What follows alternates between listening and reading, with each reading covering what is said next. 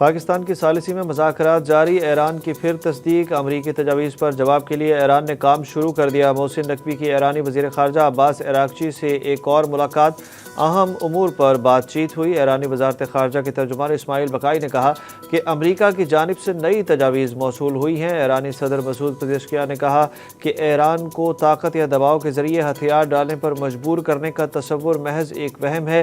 ایران نے آبنائے ہرمز میں کنٹرول زون قائم کر دیا، بحری جہازوں کے لیے پیشگی اجازت لازمی قرار۔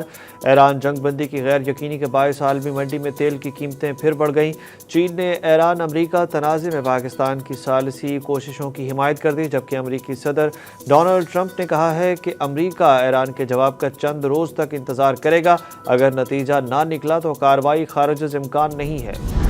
دہشت گردی کے خلاف جنگ پوری قومی قوت کے ساتھ جاری رہے گی۔ Chief of defence forces field marshal Syed Asim Munir کا GHQ میں تقریب میں عزم کا اظہار۔ پاک فوج کے افسران اور جوانوں کو فوجی اعزازات دینے کی پروقار تقریب جنرل ہیڈ کوارٹرز راولپنڈی میں منعقد ہوئی۔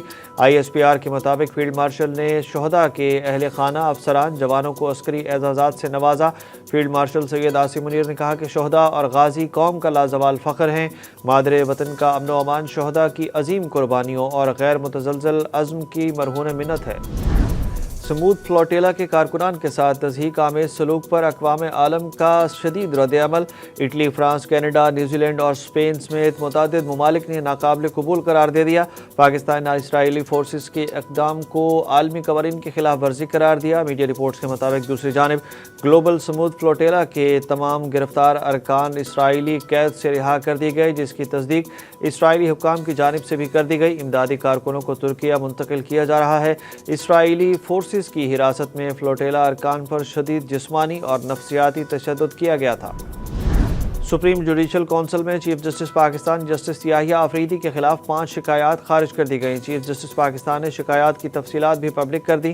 کونسل کے مطابق ان شکایات کا تعلق سال 2016، 2022 اور 2025 کے مختلف معاملات سے تھا، جن میں بنیادی طور پر عدالتی فیصلوں اور ججز کی تقرریوں کو نشانہ بنایا گیا تھا۔ علی امین گنڈا پور کو وزیر اعلیٰ خیبر پختونخوا بحال کرنے کے لیے وفاقی آئینی عدالت میں درخواست دائر کر دی گئی۔ درخواست شیر افضل مروت کی جانب سے دائر کی گئی، جس میں علی امین گنڈا پور کا استعفیٰ غیر آئینی اور کالعدم قرار دینے کی استدعا کی گئی ہے۔ درخواست میں موقف اختیار کیا گیا کہ علی امین گنڈا پور کو ڈی نوٹیفائی کرنا غیر قانونی اور آئین سے متصادم ہے۔ علی امین گنڈا پور کا استعفیٰ ایک سزا یافتہ نااہل فرد واحد کی ڈکٹیشن پر لیا گیا۔ خیبر پختونخوا جل رہا ہے مگر کوئی پوچھنے والا نہیں۔ Chief justice Peshawar high court نے صوبے کی مجموعی صورتحال اور انتظامی کارکردگی پر سخت ریمارکس دے دیے۔ چیف جسٹس SM عتیق شاہ نے کرمنل جسٹس سسٹم سے متعلق فیصلے پر عمل درآمد نہ ہونے کے خلاف توہین عدالت کی درخواست کی سماعت میں کہا کہ جنوبی اضلاع خصوصاً DI خان، کرک اور ٹانک دہشت گردی سے شدید متاثر ہیں اور وہاں صورتحال انتہائی خراب ہے۔ وہ خود سیکیورٹی وجوہات کی بنا پر DI خان نہیں جا سکے۔ صوبے میں DNA ٹیسٹ کی سہولت موجود نہیں، جس کے باعث نمونے لاہور بھیجے جاتے ہیں۔ دنیا کو انٹرنیٹ کی فراہمی سے متعلق ایران نے خطرے کی گھنٹی بجا دی۔ پاسداران انقلاب نے آبنائے ہرمز سے گزرنے والی فائبر آپٹک کیبلز پر اجازت کی شرط عائد کرنے کی دھمکی دے کر عالمی ڈیجیٹل رابطوں سے متعلق خدشات بڑھا دیے۔ آبنائے ہرمز سے گزرنے والی اہم کیبلز ہانگ کانگ سے اٹلی اور فرانس تک انٹرنیٹ فراہم کرتی ہیں۔ کیبلز خلیجی ممالک کو بھارت اور مشرقی افریقہ سے جوڑتی ہیں۔ ڈیٹا ماہرین کے مطابق ان کیبلز کے ذریعے ہر قسم کا ڈیٹا منتقل ہوتا ہے، جس میں videos, e mails, social media, مالیاتی لین دین اور حکومتی مواصلات شامل ہیں۔ اداکارہ مومنہ اقبال کی ہراساں کرنے کی شکایت پر NCCIA نے سیاسی شخصیت کو طلب کر لیا۔ مومنہ اقبال نے MPA ثاقب چدھڑ کے خلاف ثبوت پیش کر دیے۔ ذرائع کے مطابق NCCIA نے معاملے کا نوٹس لیتے ہوئے نون لیگی MPA کو طلبی کا نوٹس جاری کیا۔ دوسری جانب لیگی رہنما ثاقب چدھڑ نے اپنے موقف میں کہا کہ وہ اپنے وکیل کے ہمراہ پریس کانفرنس کریں گے اور اس معاملے پر تفصیلی وضاحت پیش کریں گے۔ NCCIA نے MPA ثاقب چدھڑ اور ان کی اہلیہ سمیرہ خان کو طلب کیا۔ آم برآمد کرنے والوں کو بڑی سہولت مل گئی۔ حکومت نے ایران اور CIS ممالک کو آم برآمد کرنے پر بینکنگ تقاضوں سے استثناء دے دیا۔ آرڈر کے مطابق پاکستانی آم کی برآمد پر سہولت ایران کے زمینی راستے سے وسطی ایشیا ممالک کو فراہمی پر ہوگی۔ استثناء 1 جون سے 30 ستمبر تک دیا گیا ہے۔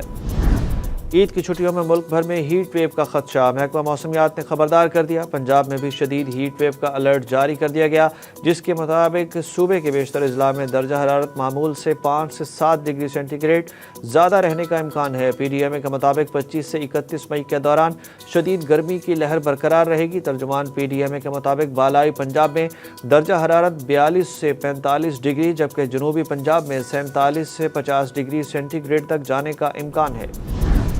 دنیا کے بلند ترین چوٹی ماؤنٹ ایورسٹ سر کرنے کا نیا ریکارڈ بن گیا۔ 274 کوہ نے ایک ساتھ دنیا کی بلند ترین چوٹی سر کرنے کا ریکارڈ بنایا۔ پاکستانی کوہ سلمان عتیق نے بھی ماؤنٹ ایورسٹ پر پاکستان کا سبز ہلالی پرچم لہرایا۔